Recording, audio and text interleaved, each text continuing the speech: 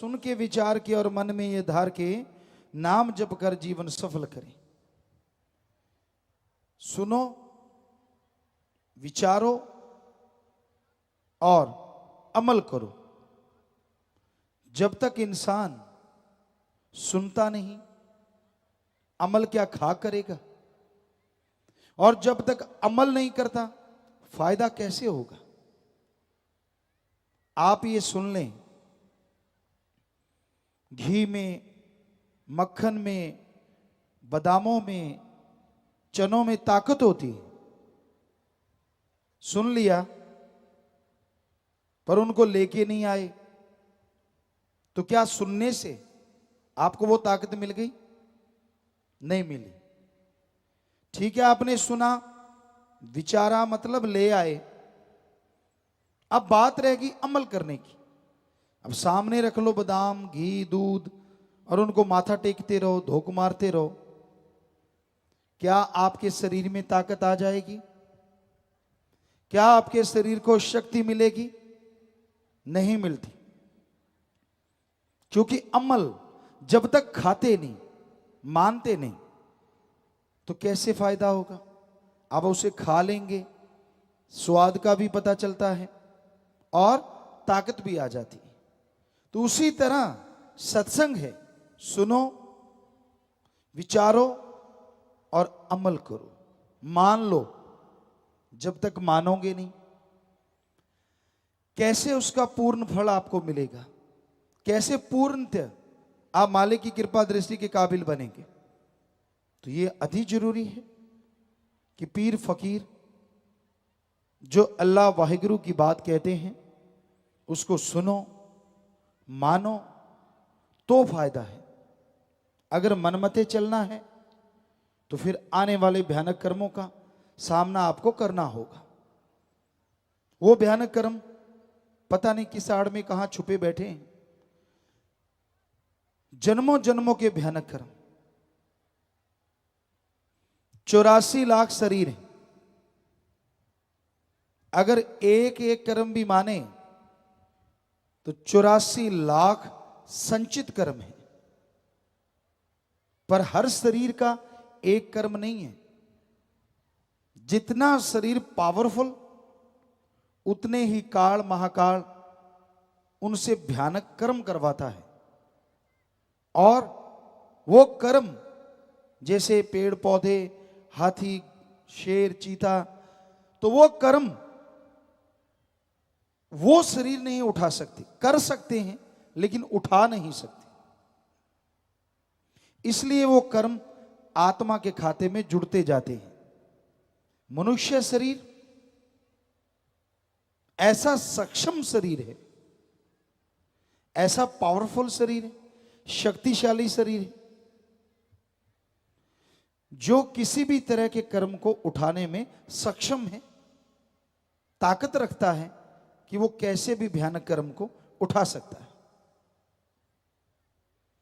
तो वो सारे संचित कर्म काल इस शरीर पे डाल देता है। क्यों? क्योंकि ये शरीर इतना सक्षम है, इतना सक्षम है कि ये प्रभु का नाम लेके, अल्लाह वाहिगुरु का नाम लेके इस मृत्युलोक में मालिक को साक्षात प्रकट कर सकता है। उसके नूरी स्वरूप के दर्शन कर सकता है और जिससे जन्मों जन्मों के पाप कर्म चुटकियों में जल के राख हो जाते हैं। जब भी नूरी स्वरूप के दर्शन हुए तो जन्मों जन्मों के पाप कर्म कट जाया करते हैं। जैसे गुरु मंत्र लिया, इस शरीर में जो आपने पाप कर्म किए वो उसी दौरान कट जाया करते हैं। और जैसे जैसे आप सुमरण करते गए, जन्मों जन्मों के पाप कर्म वन बाई वन कटते चले जाते हैं। कर्मों का दायरा बड़ा ही जबरदस्त है। तो वो संचित कर्म आपके साथ जुड़े हुए हैं। कई बार आप बहुत मेहनत करते हैं, बहुत जोर लगाते हैं, पर आपको फल नहीं मिलता। कई बार आप अपनी खुशियों के लिए बहुत से कर्म अच्छे करते हैं लेकिन खुशियां नहीं मिल पाती। कई बार बहुत बढ़िया कर्म करते हैं, कोई शाबाशी नहीं मिलती। इन सब का कारण है संचित कर्म। आपने इस शरीर में कोई गलत कर्म नहीं किया, कभी किसी का हक नहीं मारा, कभी किसी को बुरा नहीं कहा, फिर भी आप दुखी हैं, फिर भी आपकी मेहनत सफल नहीं होती। उसका कारण एक ही होता है कि आपके जन्मों जन्मों के पाप कर्म आपके आड़े आ रहे हैं, आपके रास्ते में आ रहे हैं। उनको काटने के लिए आपने क्या किया ये बताइए। कहते जी बड़ा पुण्य किया, बड़ा लोगों का भला किया, सबके अच्छे के लिए सोचते रहे, प्रार्थना की। पुण्य करने से, अच्छा सोच लेने से पाप कर्म कटते नहीं, आने वाले टाइम में आपके अच्छे कर्म बन जाते हैं। पाप कर्म काटने का, चाहे वो देवी देवता हैं, देव महादेव हैं या इंसान हैं, एकमात्र उपाय प्रभु का सुमरन है, अल्लाह की इबादत, वाहिगुरु की याद है। उसकी याद के बिना संचित कर्म नहीं करते। मन कभी नहीं रुकता। बहुत चंचल है आदमी का मन, चलायमान, गतिशील, ये कभी रुकता नहीं। जरा सी मन की इच्छा पूरी नहीं हुई तो ये बात का बतंगड़ बना लेता है, राई का पहाड़ बना लेता है। कब ये आसमान में चला जाए कुछ पता नहीं, और कब पताल में घुसा दे कुछ पता नहीं।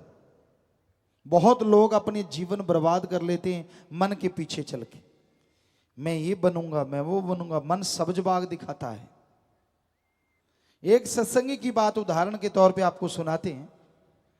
कहता गुरुजी मैं जब इंडिया में रहता था यूं लगता था फॉरेन में जाके तो मैं उड़ने लगूंगा। कहता अच्छी भली जमीन थी, बढ़िया खेती बाड़ी करते थे, अपनी नींद सोते थे, अपनी जागते थे।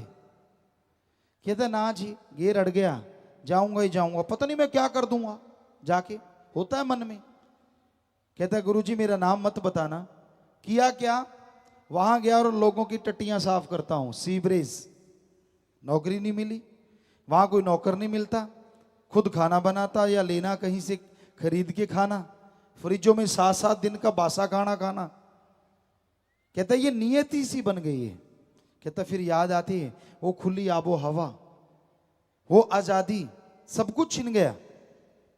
तो ये मन के कारनामे हैं। एक पुराने टाइम में एक गाना आया करता था, ना जा बर मैनू लेक जाणगे नाले। कि ये जो कर्म है ना ये साथ ही जाते हैं, यहां मर्जी घूमते रहो। ये नहीं है कि वहां आपके लिए आओ जी बेड पे बैठो जी, स्प्रिंग लगे हुए हैं आपकी मसाज करते हैं आ जाओ, ऐसा नहीं है। यहां तो फिर भी माँ बाप का साया, अपनापन होता है। जब आदमी ज्यादा ही करता है तो कई बार वहां हार्ड वर्क करने पड़ते हैं, छक्के छूट जाते हैं, ना इधर आने का ना उधर रहने का। ऐसा लोगों ने बताया। हम तो मन की एक छोटी सी बात बताते हैं, इसको कुछ भी मिल जाए ये शांत नहीं होता। कितनी खुशियां मिल जाएं, कितना नाम मिल जाए, ना जी इसके तो। यहां अब खेतों में से आए हैं तो बात ख्याल में आ गई। कई बार पानी लगाते और पानी लगाते लगाते फावड़ा हिलने लगता। कहते यार इसके फाना ठोक दे गिल्ला करके। वो अच्छी तरह से एक दूसरे से फावड़ा लेके फाना ठोक देते, या कहीं ईंट पड़ी होती उससे ठोक देते। अब गिल्ला फाना एक बार चला गया फिर निकलता नहीं था, क्योंकि फूल जाता था। वैसे मन का फाना है, जब ये अड़ जाता है ना फिर फूलता है और फिर निकलता नहीं, आदमी को बर्बाद करके छोड़ता है। तो मन के कहे चलो मत कोई, गुरु कहे करो तुम सोई। ये भवजल में गोते खिलवावे, ये गुरु से बेमुख करवावे। ऐसा है मन। इसके कहने से ना चलो, ये गुरु से बेमुख दूर करवा देता है, भवसल में दुनियादारी में बुरा हाल करवा देता है। मन बड़ी जालिम ताकत है, बहुत ही जालिम ताकत। मन पे एक बात ख्याल में आई, एक बुजुर्ग औरत थी, आपको कई बार बात सुनाई। उसने घर में 2 पालतू जीव रख रखे थे, एक बकरा और एक बंदर। बंदर आपको पता है चंचल होता है, वो टिकता नहीं, एक जगह बैठता नहीं, कूदता फांदता भागता दौड़ता रहता है। तो औरत एक दिन सब्जियां काट रही थी, कुछ फ्रूट वगैरह खा रही थी। अचानक ख्याल आया कि मेहमान आएंगे, कुछ सामान बाजार से ले आऊं। थोड़ा बादल थे, थोड़ा बरसात का मौसम तो नहीं था, लेकिन उसने सारा सामान वहीं छोड़ दिया। निगाह मारी, बकरा भी बंधा हुआ है, बंदर भी बंधा हुआ है। वो चली गई सामान लाने। अब जब सामान लेके वापस आई तो क्या देखती है, बकरा खुला हुआ है, सारा सामान सब्जियां फ्रूट चट कर रखा है। अब बुढ़िया को गुस्सा आ गया, उसने डंडा उठाया, आप देखा ना ताप, बकरे के दे दनादन दे दनादन। अब बंदर छलांगे मार रहा है, तालियां मार रहा है जोर जोर से। अब ऊपर से एक आदमी काफी देर से बैठा हुआ था, वो कहने लगा, चाची ताई ये क्या कर रही हो? कहने लगी, अभी कर रही हूं, मर जाने ने सारा खा लिया मेरा बकरे ने सामान, मैं पीटू नो था क्या करूं? कहने लगा, ताई सुन, ये बकरे ने नहीं किया। कहता मैं देख रहा था, बंदर ने अपना रस्सा खुलवाया, सारा सामान चट कर गया, और जब सारा सामान खा लिया, बकरे का रस्सा खोल दिया, खुद गल में रस्सा डाल के आराम से बैठ गया। अब पिटाई बकरे की हो रही है, कारनामा बंदर ने किया है। तो कारनामा तो आपका मन करता है, भुगतती आत्मा है, फिर आप तड़पते हैं, बेचैन होते हैं, परेशान होते हैं। आपके सारे सब्ज बाग, बड़े बनाए महल पल में धराशायी हो जाते हैं। फिर ना तो वहां मां, ना बाप, ना बहन, ना भाई, एक ही दोस्त, एक ही मित्र होता है, गुरु सतगुरु मौला दाता, अल्लाह वही गुरु गौड़ खुदा। क्योंकि गुरु उसका पता बताता है। आदमी अपने पीर फकीर को, सतगुरु मौला को याद करता है तो वो तो हर जगह साथ देता है। पर अगर कोई उसका वचन ना माने, क्योंकि वचन तो वाहिगुरु राम अल्लाह का होता है, ईश्वर का होता है, और संत तो सुनाने वाले होते हैं। ये माइक की आवाज नहीं है, ये तो एक माध्य है, मीडिया है। जैसा बोलेंगे वैसा स्पीकरों के द्वारा आप तक पहुंच जाएगा। वैसे ही फकीर एक माइक की तरह होते हैं। जैसी में आवे खसम की बाणी, तैसड़ा करी ज्ञान बिला लो। कि जैसा खसम अल्लाह वाहिगुरु गौड़ खुदा रब ख्याल देता है, वैसी ही आवाज आती है, वैसी ही बात आती है। तो इसलिए संत महापुरुष कहते हैं कि भाई उस अल्लाह के, उस वाहिगुरु के, उस राम के वचन सुनो, और वचन सुन के अमल किया करो। संत कभी किसी का बुरा नहीं करते। अजी वो तो बुरा सोचते नहीं, करना तो दूर की बात, सबके लिए दुआ करते हैं, प्रार्थना करते हैं, विनती करते हैं, ये अलग बात है। लोगों को उनकी बात कई बार पसंद नहीं आती, क्योंकि संत मन के उल्ट बात करते हैं और लोग मन मते चलना चाहते हैं। यानी वो चाहते हैं कि बात तो हमारे वाली हो, मोहर संतों की लग जाए। कई बार आपको सुनाई एक बात और ख्याल में आ गई। बहुत पहले की बात, एक सज्जन आए और कहने लगे, गुरुजी मैंने ट्रैक्टर लेना है, कौन सा लूं? हमने कहा भाई कितनी जमीन है? कहता 2-3 एकड़, ऐसा कुछ बोला। तो हमने कहा आयशर ले ले, थोड़ी जमीन, थोड़ा खर्चा होगा, फायदा होगा। कहता जी हिंदुस्तान ले लूं। हमने कहा भाई हमसे पूछता है कि खुद बताता है? अगर हमसे पूछता है तो हमने तो जमींदारा किया है, हमें लगता है 2-3 एकड़ के लिए आयशर ठीक है, खर्चा कम रहेगा। कहता वो तो आपकी बात ठीक है, पर अगर हिंदुस्तान ले लूं? तो हमने कहा ले ले, लगवा ली ना मोहर। इसमें मोहर क्या है? आपका मन चलायमान है, आप मनमते चलना चाहते हैं, फिर एक दिखावे के तौर पे मोहर लगाना चाहते हैं कि लगा दीजिए। तो आप जब धक्का करते हैं तो वो संतों के वचन नहीं होते, आपकी मन मर्जी होती है। आप अपनी मन मर्जी को फकीर के सामने रख के खुद ही पास करवा के चले जाते हैं। संतो मन के उल्ट बात करते हैं कि मन की ना मानो, ये लारे लगा के नरक ले जाए, बुरा होगा हाल। ये तो लारे लगाता है, तरह तरह के सब्ज बाग दिखाता है। तो आदमी को मन की नहीं सुननी चाहिए, अपने जमीर आत्मा की सुनो, पीर फकीर की सुनो। अहंकार के घोड़े पे सवार नहीं होना चाहिए, दीनता नम्रता धारण करो। जो जितनी दीनता नम्रता धारण करते हैं उतने ही मालिक के करीब हो जाते हैं। तो संत यही कहते हैं कि आप सत्संग में आओ, सुनो और अमल करो। सत्संग सुन के जब आप मान लेते हैं तो आप थोड़ी मेहनत में भी ज्यादा फल हासिल कर सकते हैं।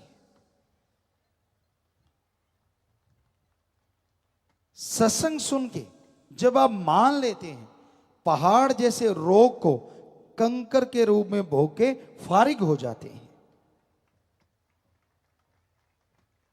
सत्संग की बात अगर आप मान लेते हो तो आपके अंत्यकरण की खुशियां चौगुनी 10 गुना हो जाती हैं। आपके अंदर आत्मिक शांति का संचार होता है, आपकी भावना शुद्ध हो जाती है, आत्मिक शक्ति बढ़ जाती है। किसी की बात कहने का, सुनने का असर नहीं होता, अपने पीर फकीर की तरफ ध्यान हो जाता है। कई कहते जी बहुत देर होगी नाम लिए, अब नूरी स्वरूप के दर्शन हुए नहीं, अपनी गलती नहीं मानेंगे, सारा ठीकरा संतों के सिर फोड़ देते हैं। आपको बात सुनाते हैं भीलनी की, कई बार आपने सुनी होगी।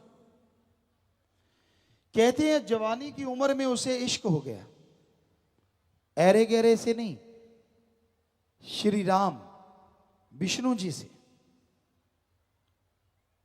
तड़पती रही और उसका एक दिनचर्या थी, बहुत खूबसूरत थी, बहुत सुंदर थी। सारा सुबह उठ के जल्दी, जंगल का बड़ा रास्ता था, कुटिया की पगडंडी थी, अपनी कुटिया बना रखी थी, घास फूस की जैसी बन पाई। तो उस रास्ते से लेके कुटिया तक सुबह झाड़ू देती। जंगल वन में बहुत फूल थे, फूल तोड़ के लाती। जरा ध्यान से सुनिए, उस पगडंडी पे फूल बिछा देती और पालथी मार के इंतजार करती कब दर्शन होंगे, कब दीदार होंगे। शाम को उसी तड़प में जंगल से कुछ बीनती, खा पी के सो जाती। फिर सुबह उठती, उन फूलों को अलग कर देती, नए वाले बिछा देती। जवानी से अधेड़ और अधेड़ से बुढ़ापा आ गया। वहां के ऋषि जो भी जाते उसे बावरी कहते। ये तो बावरी है, पगली है। अरे कौन बैठी है? पगली बैठी है। बिचारी के दांत भी चले गए, कुछ कुछ सफेद हो गया सिर, बुजुर्ग अवस्था आ गई, लेकिन वो रूटीन नहीं बदला। रोजाना सुबह फूल बिछाने और बिछा के ये पगडंडी है, सामने बैठ जाना, आएंगे भगवान, ऐसा तो हो नहीं सकता। भीलनी की ना सुने, आएंगे जरूर। बैराग में रोती रहती, सुमरन करती रहती, और एक दिन सामने क्या देखती है? कोई जटाधारी, बहुत ही खूबसूरत, और अंदर से पता चला कि मेरा भगवान आ गया, चला आ रहा है। और उसके साथ एक और नौजवान है। निगाह मारती है, अश्रुधारा आगे से डबल हो जाती है। ओ, ये तो मेरे भगवान है। पांव को छूती है। अहो भाग्य, आजकल के कलयुगी जीवों की तरह उड़ाम्बे नहीं देने शुरू कीते। इन्ना चिर हो गया आया नहीं, मर गई मैं था। ये कलयुग है, वो भी कोई टाइम था। आज तो थोड़े दिनों में पूछ टेढ़ी हो जाती है, बड़ खा जाते हैं बैठे बैठे। तो उसने कोई उलाहना नहीं दिया, कोई ताना नहीं मारा। पांव को चूमती है, आंखों पे लगाती है, हाथों को छाती पे लगाती है, पांव से लिपट जाती है, बैराग में रोती चली जाती है। अंदर घास फूस की एक सेज बनाई है, वहां बिठाती है, पांव धोती है। आपको दुख तो नहीं हुआ? आप मेरे लिए कितने जंगलों में कष्ट सहते हुए इस कच्ची सी झोंपड़ी में आके बैठे हो, कितना रास्ता तय करके आए हो, आपको कोई तकलीफ तो नहीं हुई? तड़पती है, बैराग बढ़ता जाता है। हो, मैं कैसी पगली हूं, सारे पगली कहते हैं, मैंने तो आपको कुछ पूछा ही नहीं। पानी देती है, बेर रखे हुए हैं, चुन चुन के रखती है, रोज थोड़े खराब होते बदल देती है, और बेरों को खाना शुरू करती है। बेर खाती है, जो मीठा है वो श्री राम जी को देती है, और जो दूसरा उसको फेंक देती है। श्री राम जी खाते हैं, लक्ष्मण देखता है ये क्या कर रहे हैं भैया, अरे इसके जूठे बेर। बुजुर्ग है, कपड़े बेचारे के फटे हाल हैं, पर ये तो भक्त और भगवान ही जानते हैं ना कि उसमें कितना आनंद होता है, कितनी लज्जत होती है। कहती प्रभु आपको कैसे लग रहे हैं? कहते सच बताएं भीलनी? कहते हाँ, इतना स्वादिष्ट भोजन हमने जिंदगी में कभी किया ही नहीं। तो ये है मालिक के प्यार की बात, सच्चाई कहानी नहीं है, ये हकीकत है। और आज का कलयुग, आज भी भीलनी जैसे भक्त हैं जो अल्लाह वाहिगुरु मालिक के प्यार में डूबे हैं, पर ऐसे भी हैं भक्ति कम करते हैं, ताने ज्यादा देते हैं। यार कब से सिमरन कर रहा हूं, कब से भक्ति कर रहा हूं, तू चलो भक्ति को खरी कसपटी पे कर उतार के देख ले, क्या तेरे को गुस्सा नहीं आता? क्या अहंकार नहीं आता? क्या काम वासना, क्रोध, लोभ, मोह, अहंकार, मोह, ममता, क्या इनमें नहीं डूबता? डूबता है तो अभी तक तो तेरी सफाई नहीं हुई, रूहानी स्वरूप कहां से प्रकट हो जाए? वो तो उस अधम इब्राहिम जो राजा था, जिसके ऊपर कबीर जी ने कूड़ा करकट क्या गंदगी जब गिरा दी थी, तो उसने ये बोला था कि वाह पाने वाले, मेरा मन अहंकारी इसी के काबिल था। वो तो अभी दूर की बातें हैं, अभी तो तेरे अंदर का ही कचरा साफ नहीं हुआ।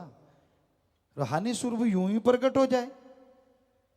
होता है, 100% होता है, लाखों के हुआ है, लेकिन जब हृदय साफ हो जाता है, भावना पवित्र हो जाती है, जब प्रबल इच्छा हो जाती है, आपके मन के अनुसार अल्लाह वाहिगुरु राम नहीं चलता, उसके अनुसार आपको चलना होता है।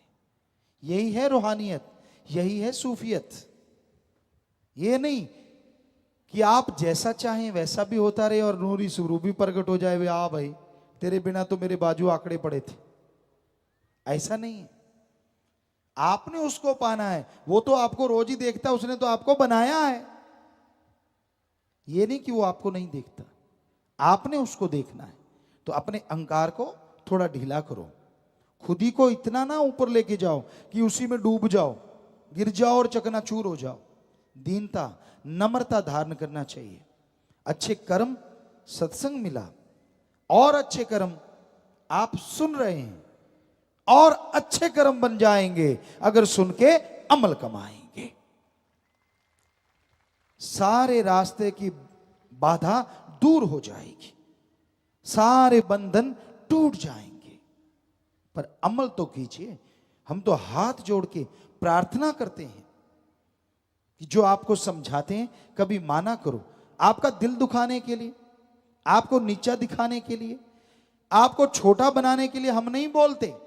सबसे छोटे हैं हम तो खाक हैं, चौकीदार हैं, आपकी जुतियों में भी बैठने को तैयार है।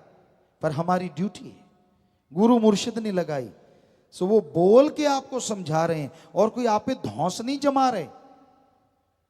आप अपने बेटे पे धौंस जमाते हैं जब बताते हैं कि बेटा अंगार है हाथ में मत लेना, बेटा ये सांप है हाथ में मत पकड़ो।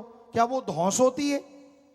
नहीं होती ना, वो केयर है। आप केयर टेकर हैं अपने औलाद के।